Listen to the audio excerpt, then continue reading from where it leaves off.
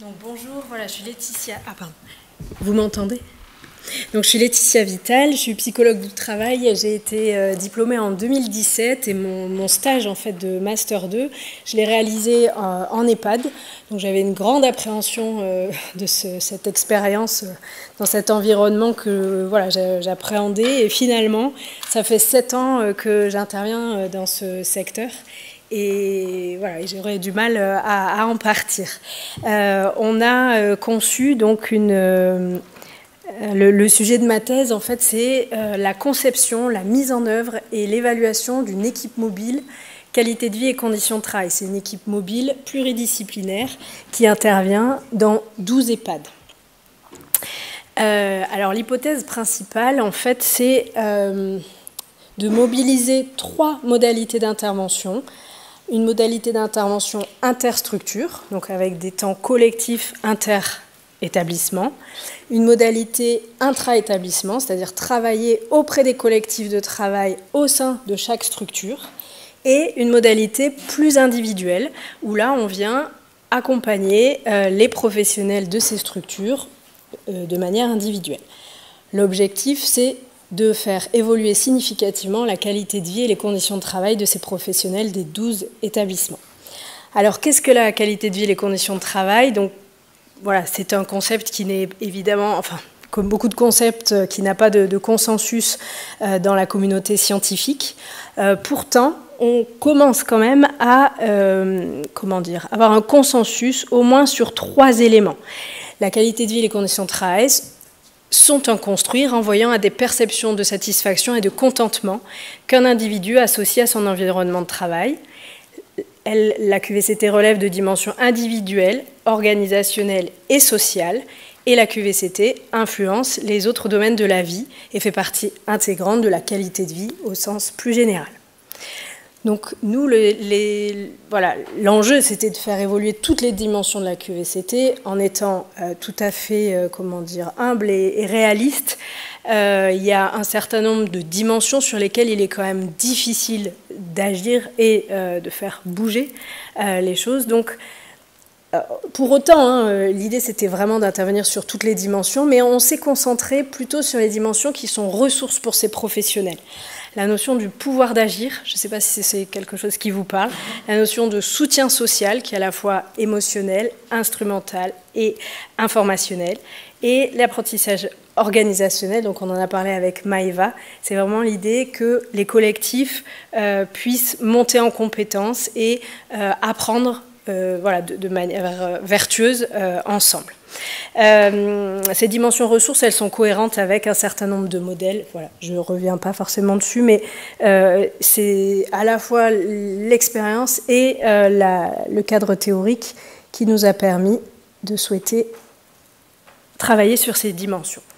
Une des sous-hypothèses, ou une des hypothèses, c'est que cette intervention en fait, de 3 niveaux permettrait des semi-régularités, c'est-à-dire qu'entre les 12 EHPAD, l'objectif c'est qu'une recherche-intervention dans l'une, sur un même sujet, donc un contexte 1, si on reprend le même processus avec le même sujet, par exemple l'analyse des pratiques, là, qui est présentée, en utilisant les mêmes mécanismes, est-ce qu'on va avoir les mêmes effets? Donc l'objectif, c'est aussi de voir que les recherches-interventions, malgré des contextes différents, peuvent avoir une certaine forme de semi-régularité. Alors, la recherche-intervention, il y a toute une littérature en fait sur la recherche-intervention. Donc ça, c'est vraiment passionnant et foisonnant. Nous, on s'est basé quasiment sur toutes nos recherches-interventions sur le modèle d'évaluation Context Process Outcomes de Friedrich Jenny et Bauer, qui est un modèle en fait compréhensif qui permet d'aller comprendre ce qui s'appelle la boîte dorée en fait de l'intervention, tout le bricolage, toute la métisse, tout ce qu'on essaie de mettre dans l'intervention pour que ça fonctionne. Avec une lecture la plus systémique possible, prenant en compte le contexte global, le contexte local de la structure, comment on implante aussi l'intervention, quel processus on met en place, et ensuite les différents effets. Proximaux, c'est du court terme, intermédiaire d'un peu plus moyen terme, et effets finaux, Ça, c'est vraiment quand l'intervention a permis de transformer les organisations. Donc là, je vous présente quelques modalités de recherche-intervention, donc avec les 3 niveaux. Alors certaines sont vraiment, comment dire, scientifiquement exploitables, d'autres beaucoup moins, pour plein de raisons, on en parlera aussi dans les limites. On a travaillé voilà, sur l'interétablissement, sur des échanges de pratiques qui s'inspirent notamment des groupes d'analyse de pratiques, les GAP, peut-être que ça vous parle aussi, avec le praticien qui est dans une position réflexive, dans une position de trouver des stratégies pour eux-mêmes. Donc voilà, dans l'objectif, comme je disais tout à l'heure, sur notre dimension du pouvoir d'agir, que les professionnels puissent être acteurs de leurs actions.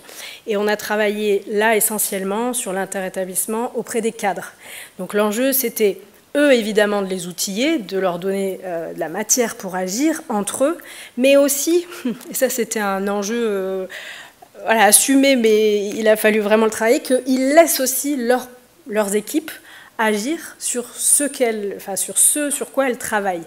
Donc voilà, c'est être une ressource pour eux, mais aussi que eux soient ressources pour que leurs équipes puissent agir sur leurs activités propres. Sur l'intra-établissement, voilà là aussi un exemple d'intervention, de recherche-intervention sur un établissement qui a eu la chance d'avoir une augmentation de son service de soins de 2 équivalents temps plein. Et là, l'objectif, c'était d'accompagner toute la structure, parce que quand l'équipe de soins évolue, quand l'organisation de l'équipe de soins évolue, là aussi de manière systémique, ça fait évoluer les organisations des autres services. Donc on a utilisé la simulation de l'activité, donc c'est un outil ergonomique sur lequel voilà, on a travaillé sur des ateliers et on a pu proposer 3 scénarios à la direction, donc 3 scénarios organisationnels, dont un a été choisi et mis en place. Donc là, on a vu des effets de proximaux et puis de moyen et de long terme, plus ou moins au niveau du pouvoir d'agir, mais voilà, intéressant quand même. Et alors, d'un point de vue individuel, donc là, on étudie, enfin, je décortique actuellement 25 entretiens d'accompagnement avec des situations relativement diverses qui ont été soit, structurés vraiment avec l'accord de la personne et un accompagnement sur plusieurs mois, ou dans le cadre de maraudes. Alors, c'est un concept qu'on voit beaucoup chez les travailleurs sociaux, mais qui aussi, dans le cadre des hôpitaux, est une conception que le psychologue du travail ou psychologue est présent et se déplace dans la structure pour rencontrer les professionnels et essayer de voir avec eux comment ils vont, etc. Donc, voilà, l'idée, vous l'avez compris, c'est que ces 3 niveaux travaillés en même temps devraient faire évoluer la qualité de vie et les conditions de travail. Donc les résultats. Alors là, je vous présente une ébauche de résultats parce que j'ai 2 questionnaires avec un T1 et un T2 que je suis en train de décortiquer et je me forme à R et donc j'aimerais avec R l'utiliser, enfin là, en tous les cas aller les analyser de manière fine. Et on a fait donc à la fin de l'intervention, donc la recherche-intervention sur le terrain a duré 2 ans. Et là, ce que je vous restitue, c'est des entretiens donc, qualitatifs avec des cadres, donc 7 cadres sur la base du volontariat. On a accompagné à peu près 45 cadres, donc 7 ont accepté de faire des entretiens. Et on a fait passer un questionnaire aussi à ces 45 personnes. 28% ont répondu, 14 personnes ont répondu, donc c'est un petit échantillon. Mais voilà, l'idée c'était de voir, c'était d'analyser si pour eux, leur pouvoir d'agir, le soutien social et l'apprentissage organisationnel ont évolué. Donc voilà, en quelques mots, alors il y a toujours un biais de désirabilité sociale, en plus ils sont volontaires, ça s'est plutôt bien passé quand même, il faut être objectif. Donc c'est sûr que les autres qui n'ont pas souhaité participer ni au questionnaire ni aux entretiens, voilà, évidemment, on peut imaginer qu'ils ont un avis un petit peu différent. Donc, sur le global, les professionnels, les cadres interrogés sont assez d'accord sur le fait que ces 3 modalités d'intervention sont pertinentes. Et ce que je n'ai pas dit, mais parce que je parlais de pluridisciplinarité, dans notre équipe, on avait aussi une assistante sociale qui intervenait sur des problématiques sociales, et donc des interventions aussi de psychologues cliniciens extérieurs. Donc voilà, l'enjeu, c'était vraiment d'avoir une offre la plus globale et la plus cohérente possible pour que les professionnels puissent avoir une meilleure qualité de vie et conditions de travail. Ce qui est intéressant, juste en quelques mots, c'est que nous, on avait émis une hypothèse sur l'interétablissement, c'est que ça générerait du soutien social entre pairs, qu'ils se contacteraient en dehors, qu'il y aurait vraiment une émulation, et que ce soit dans les entretiens qualitatifs et même sur le quanti, alors le petit quanti qu'on a, on voit que voilà, sur l'instant, il y a, je me sens moins seule, mais pour autant, la dynamique collective, alors c'est de l'interétablissement, il y a des établissements qui font partie de groupes, d'autres qui sont indépendants, donc là aussi, il y a des limites sur est-ce que finalement, il ne faut pas une typologie d'établissement assez identique que des indépendants, par exemple. Si ça fait partie exactement d'un même groupe, là aussi, il y a des biais concurrentiels, enfin... Donc là aussi à faire progresser.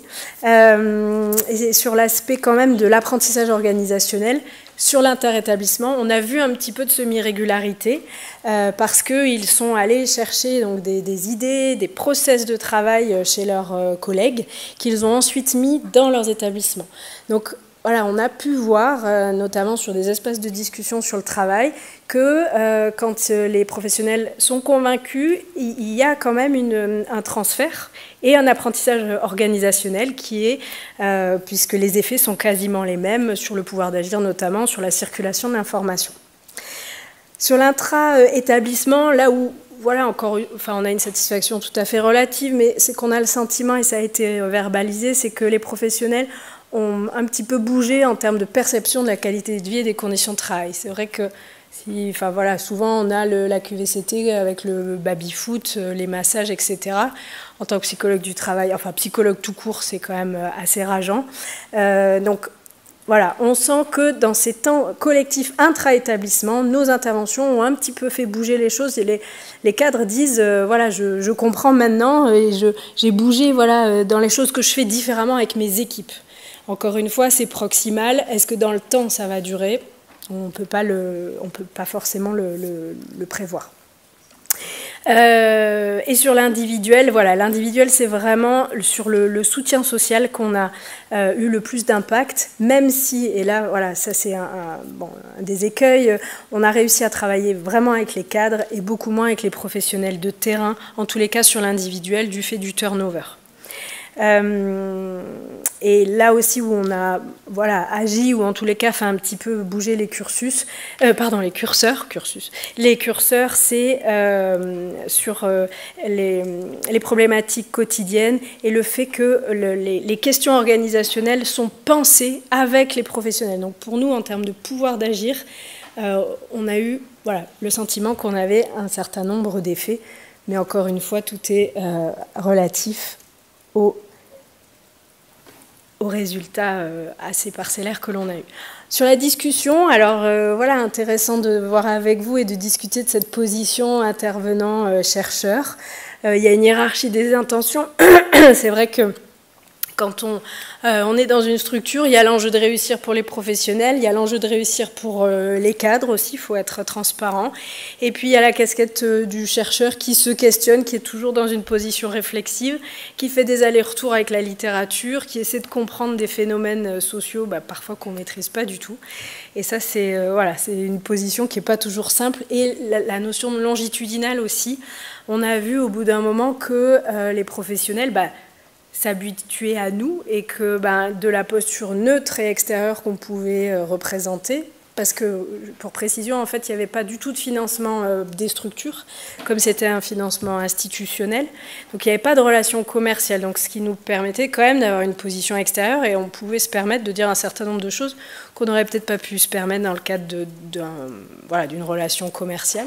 Mais pour autant, cette intervention dans la durée, sur 2 ans et plus sur certaines structures, on nous disait ça y est, vous faites partie des murs. Donc un peu compliqué aussi de garder cette neutralité et cette vision un peu aiguisée. Et la complexité de poursuivre les processus dans leur globalité, là aussi, c'est une réalité de terrain. Comment faire pour démarrer et aller jusqu'au bout? C'est pas toujours très simple. Il y a beaucoup d'échecs dans ces 2 années. Et c'est aussi passionnant de pouvoir les mettre en valeur parce que ça dit tout ce qu'il faut mettre en place pour que ça réussisse. Voilà, je vous remercie beaucoup.